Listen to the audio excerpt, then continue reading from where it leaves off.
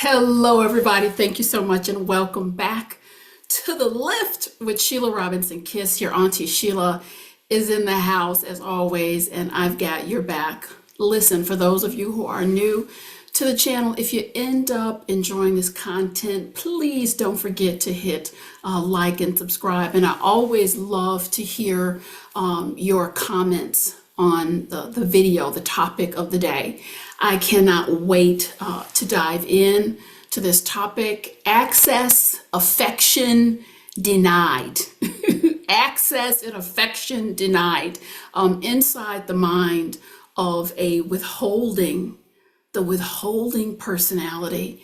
I received a letter from Vanessa. It was a long letter, Vanessa. I'm not going to read the whole thing, but I'm for darn sure I'm going to summarize it.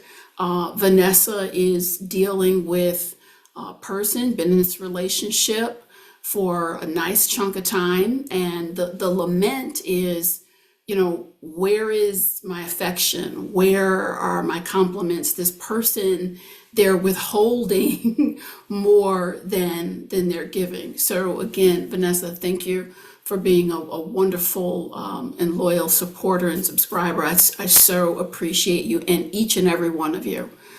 This is a topic that is very near and dear to my heart. Not only have I worked with and treated folks with holding personalities in my therapy practice, I've dated one of these individuals. I have a couple of withholding personalities in my own family. So for me, Vanessa, and everyone who's listening, it's important to me that you know what you're dealing with. You're probably going to hear some things in this video program you haven't heard anywhere else, but that's fine because I don't know how to give it to you any other way than just, I have to give it to you straight. And then what you want to do with that information, that's entirely up to you, but you will be equipped after we share this time together with what you're dealing with, because I'm taking you straight inside the mind of the withholding personality. A couple words that I want you to key in on. The first word is capacity. We're going to talk about the capacity of these individuals, and it is limited. It is limited. It is not to say the withholding personality, not to say they're a bad person or evil, but I'm telling you out of the gate, there's limits on how they see the world and what they can do. The other word I want you to keep in mind is self-awareness. We're going to talk a little bit about that, as well as emotional immaturity. I've made a number of videos on arrested development. So somehow the withholding personality seems to go hand in hand with the individual who may find him or herself dealing with a certain level of arrested development. Okay, emotional immaturity. And before we really dive in, let me back up and say this. All of life, we can decide how we want to grow. And when I bring up these topics, it's not to point a finger at anyone. It's so that we are armed with the right information so we can maneuver. So please understand where I'm coming from. It's more than 25 years as a therapist, and a number of more years than that as a human being living on this planet. Let me talk to you a little bit about the fear factor.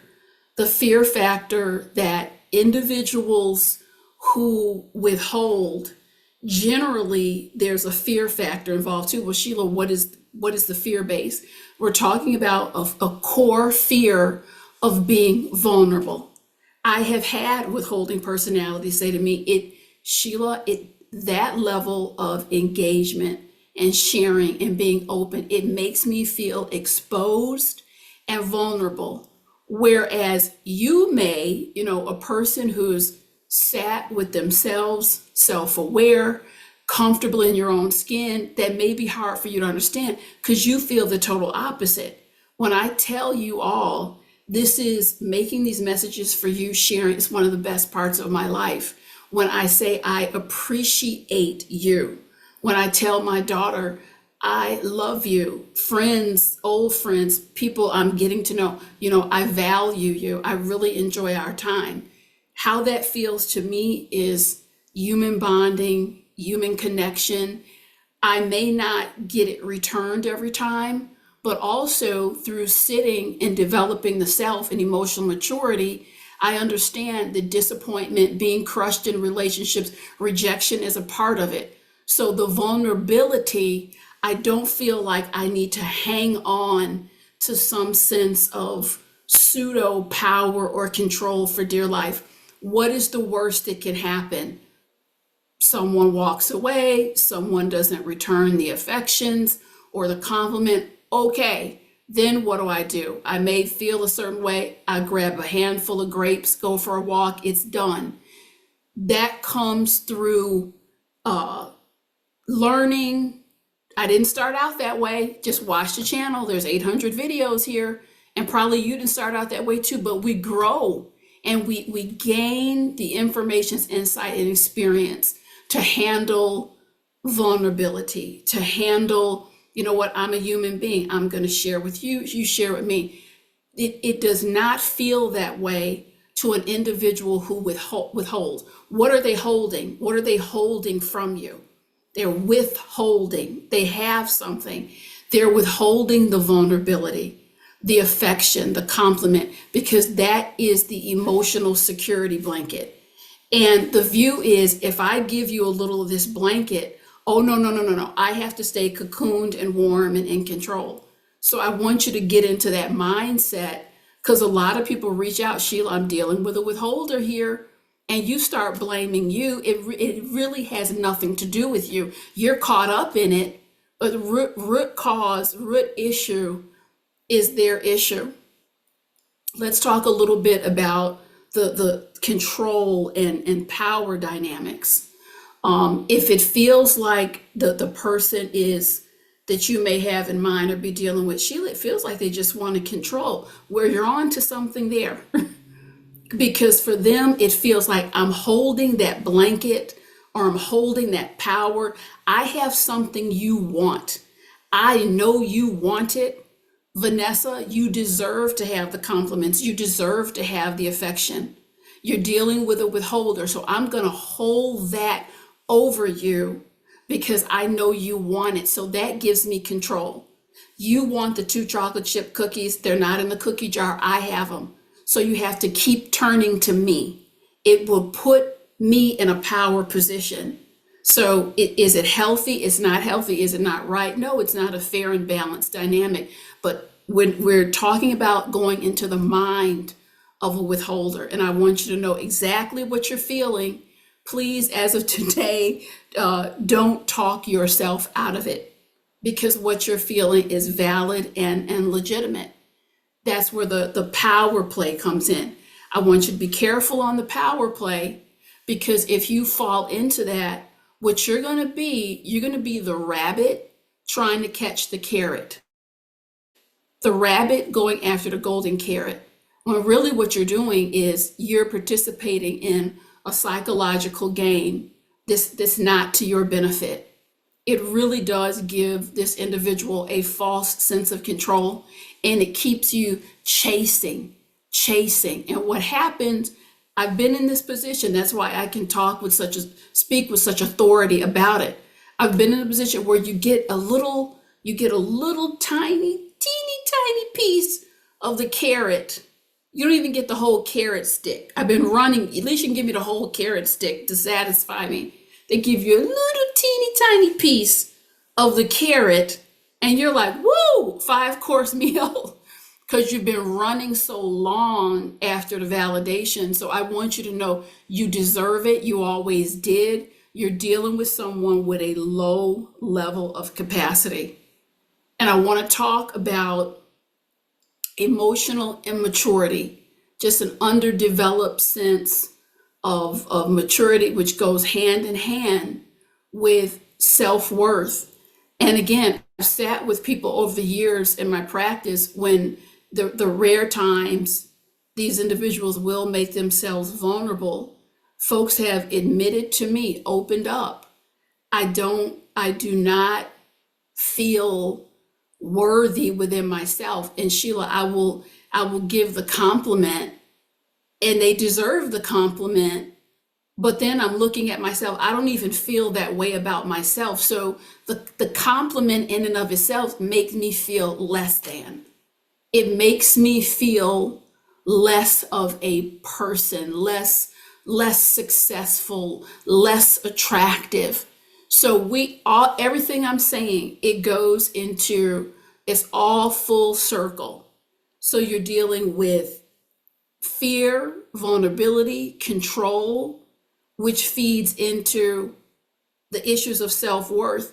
The healthiest people you will meet, they are not threatened by giving a compliment. I give wherever I can. I have a ministry, I call it a ministry of surprises. I like to pleasantly surprise people, and I love to extend compliments. If a person feels good, I feel good. I don't feel like I've lost anything. If there's a beautiful soul in front of me, oh my goodness, I love your hair, your skin is amazing, and I like to give that away. It's not that I'm losing anything, I'm gaining something in exchange. Perhaps you're the same. That doesn't cost me anything. People who do not feel good about themselves, when they lift someone else up, it doesn't make them feel better. It makes them feel worse. Wow, I'm lifting them up. And here I'm feeling like I'm in a hole. I'm taking you inside the psychology of it. I didn't say it was fair, just, or right, but you have to know inside the mind, what are you dealing with? Now, there's another stone that we have to uncover, and that is the withholding. And come on now, you know that I'm true if you've experienced this. It can also be used as a form of punishment. It's passive aggressive. Come on, bring it full circle again. When you have someone who's emotionally immature, who fears feeling vulnerability, is that a person that you believe can come to you one-on-one and say, listen, when you talk like that, it makes me feel XYZ. Or I was very angry yesterday when you showed up late and I told you how important this was to me. Someone who is emotionally immature, what they're going to do is, you know what? You screwed me over yesterday. Take this. I'm going to screw you over now. And you're not going to know unless you're really are situated with this information. Hey, it feels like they're being a little bit retaliatory. That's not your imagination. They are. They absolutely are. I tell you, I dated someone for longer than I should have, and this individual was cut from this exact cloth. There were high moments where anyone in their right mind, anyone sane, when you have these amazing things that happen to someone in your life, anyone who's centered in the Christ consciousness, sane, fair and balanced, is going to say, I'm so happy for you. That's amazing. Congratulations. That's not what I got.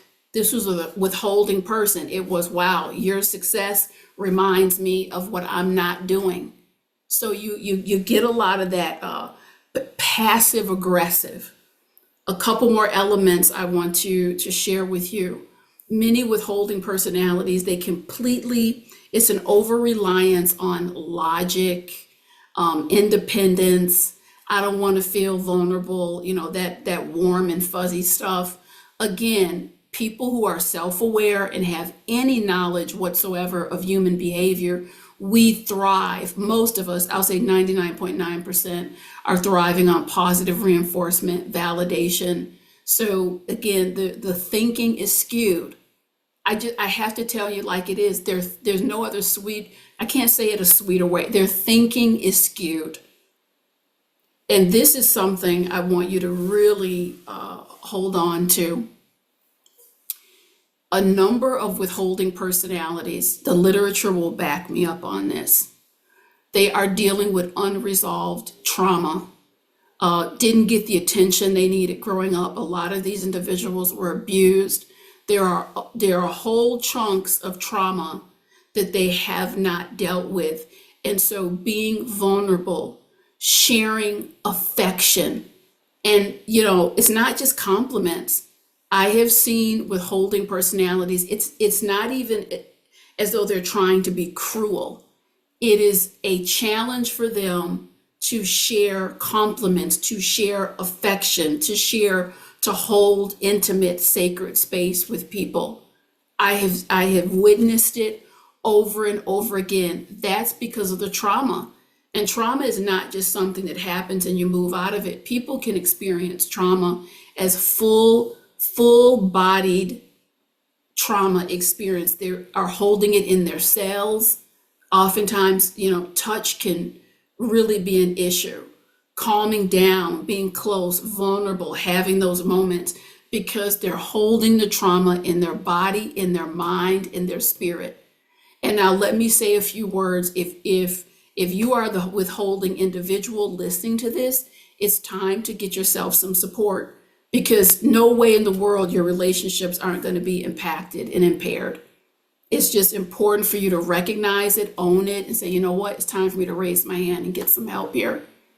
If you are the individual who is in relation, whether that's a daughter, a parent, a spouse, a plus one, what have you, here's your choices. You can either you've got some additional information now. Boy, I got to figure out a plan on how to work around this. And when I say work around it, what do I mean? Accept. I didn't say like. Accepting is you stop fighting with reality. Accept that you are not going to get what you want and what you need from this individual until they make some changes. That needs to be accepted so you don't put yourself in a position of longing, craving, disillusionment. I've been there. It's not fun. But when you accept, you know what, this is a limited capacity individual. That's just what I'm dealing with. Should you choose to stick around, you're going to need to work around it. When they give you a little nugget, don't make it a 5-course meal. To be truthful with it. Well, this is their version of effort. I'm choosing to be here and stick around. So I'm not going to keep turning this into a production. You have to know what you're dealing with. Don't close your eyes to it. Don't make it something that it's not. The next thing, if you're going to stay, you're going to have to work around. If you choose to do an ultimatum, I'm a human being. There's just more that I'm going to need from you. If you're not willing to work on it, I don't feel like I'm going to be comfortable staying to work around this or giving what you offer. That is a choice. We need to put that choice on the table because some people, they can do workarounds like, that's just who they are. Other people, if those are deep cravings, you need that affection, you need those compliments to feel comfortable and thrive in the relationship. Your option is going to be to look at this and begin a transition plan if they're not going to play ball. Just because someone is a withholding personalities, I have witnessed withholding personalities become more giving. I'm not going to say full out giving in abundance, but they are able to adjust. That's a choice. And then lastly, I'm not doing my job, at least my job of how I defined it on this YouTube channel, because I bring you the clinical, I bring you the practical, I bring you the spiritual. My feeling is we're here for such a short time, and we're just not here to suffer and to put up with individuals' nonsense who aren't doing their work. Not everyone that we're dealing with out here is doing their work. I don't necessarily believe in throwing every relationship away, but damn, you got to meet me, if not halfway, you got to come and make some movement toward me. The withholding personality, when you put on a beautiful suit or a pretty dress, and to not have that noted and validated, there's just a meanness to it. We can intellectually understand the reasons behind it, but there's something just mean to it, and it leaves a bad taste in my mouth. And also you have to ask yourself, how much of that can I reasonably take and deal with? You have options, you have choices. And I'll tell you, everyone who's listening to this channel, I want you living elevated. I want you living well. I hope this gives you some more fruitful information about the withholding personality. I don't want anyone walking further in balance. And I'll be back very soon with some more wonderful content.